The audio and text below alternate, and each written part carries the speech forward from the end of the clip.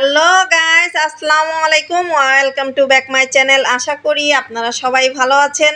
আমি সুইটি আজ আপনাদের রান্না করে দেখাবো চিংড়ি মাছ দিয়ে সবজি তরকারি।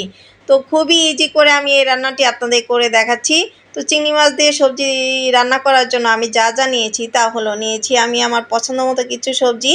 এখানে আপনারা আপনাদের পছন্দ মতো যে কোনো সবজি অ্যাড করতে পারেন। আর নিয়েছি ৮-৯টি চিংড়ি মাছ, বড় সাইজ।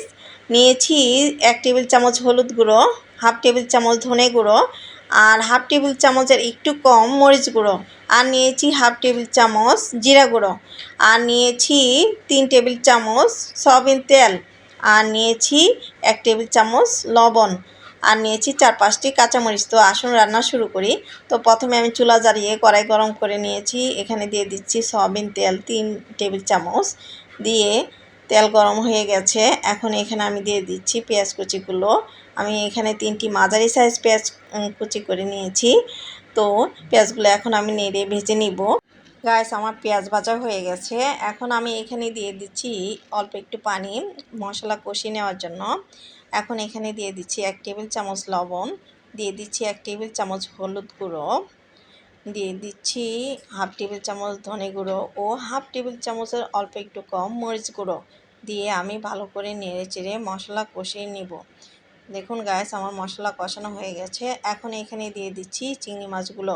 চিংড়ি মাছ দিয়ে ভালো করে নেড়ে চেড়ে আমি কষিয়ে নিব। দেখুন গাইস, আমার চিংড়ি মাছগুলো কষানো হয়ে গেছে। এখন আমি এখানে সবজিগুলো দিয়ে দিচ্ছি। তো সবজিগুলো দিয়ে নেড়ে চেড়ে ভালো করে আমি কষিয়ে নিব।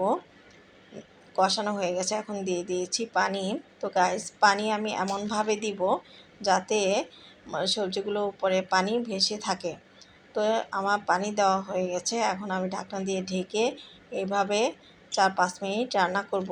গাইস, আমার রান্নাটি প্রায়ই হয়ে গেছে। এখন আমি এখানে দিয়ে দিয়েছি ৩-৪টি ফালি করে রাখা কাঁচামরিচ, দিয়ে দিয়েছি হাফ টেবিল চামচ জিরা গুঁড়ো, দিয়ে ভালো করে নেড়ে লবণ ঝাল দেখে নিব। গাইস, এখানে আপনারা আপনাদের পছন্দ মতো লবণ ঝাল অ্যাড করতে পারেন। তো গাইস, এখন আমি আবারও ঢাকনা দিয়ে ঢেকে ৩-৪ মিনিট রান্না করব। দেখুন গাইস, আমার তরকারিটি একদম পারফেক্টভাবে হয়ে গেছে। এখন আমি এটি সার্ভ করে নিব। দেখুন গাইস, আমি সার্ভ করে নিয়েছি। কালারটি দেখতে কতটা লোভনীয় হয়েছে, খেতে নিশ্চয়ই অনেক টেস্টি হয়েছে।